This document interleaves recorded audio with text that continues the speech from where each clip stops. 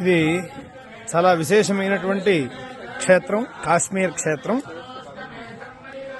శ్రీ శంకర భగవత్పాదులు వారు మనకి చెప్పిన విధంగా అహం బ్రహ్మాస్మి అనే ద్వారము,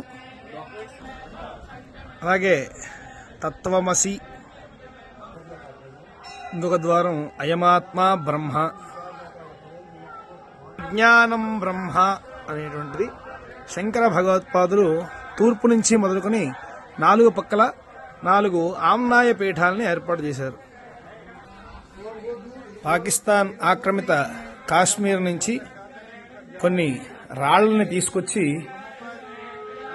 ఇక్కడ తేత్వాల్ అనే గ్రామంలో శ్రీ శారదా అమ్మవారి పంచలోహ విగ్రహ ప్రతిష్టాపనని శ్రీ శంకర భగవత్పాదుల అనుగ్రహం చేత, అదేవిధంగా సర్వజ్ఞపీఠమైనటువంటి శ్రీ శ్రీ శ్రీ భారతీ తీర్థ మహాస్వామి వారి యొక్క అనుగ్రహం చేత విధుశేఖర భారతీ మహాస్వామి వారు ఇక్కడ ఈ పంచలోహ విగ్రహ ప్రతిష్టాపన అనే కార్యక్రమాన్ని చేశారు.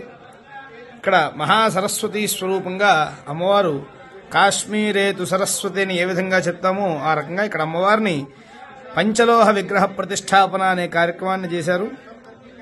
ప్రసన్నతాం సమాం బుద్ధిం విశదాం పాండితీం శుభాం విద్యావృద్ధిం సదా దద్యాత్ కాశ్మీరేషు సరస్వతి అని శాస్త్రములు ఏ విధంగా అయితే చెప్తున్నాయో ఇక్కడ ఆ విధంగా ఇక్కడ మహాసరస్వతి అమ్మవారిని పాకిస్తాన్ ఆక్రమిత కాశ్మీర్లో అక్కడి నుంచి కొన్ని శిలలు అవన్నీ తెప్పించి ఇక్కడ విగ్రహ ప్రతిష్టాపన అనేటువంటిది శ్రీ శంకర భగవత్పాదుల యొక్క అనుగ్రహం చేత జరిగింది. ఈ విధంగా ఈ క్షేత్ర మహాత్మ్యాన్ని మనం చూస్తూ ఉన్నాము. ఇక్కడ మనకి కనిపించే కిషన్ గంగా అనే నదీ తీరం ఉంది. ఆ నదీ తీరానికి అవతలంతా కూడా పాకిస్తాన్ ఆక్రమిత కాశ్మీర్, మనం యువతల ఒడ్డంతా కూడా మన సనాతన ధర్మం వర్ధిల్లేటువంటి భారతదేశంలో మనం ఉన్నాం. గర్వించదగ్గ విషయం, ఈ పరిపాలనలో ఇంత గొప్ప క్షేత్రాన్ని మనం చూడగలుగుతూ ఉన్నాం.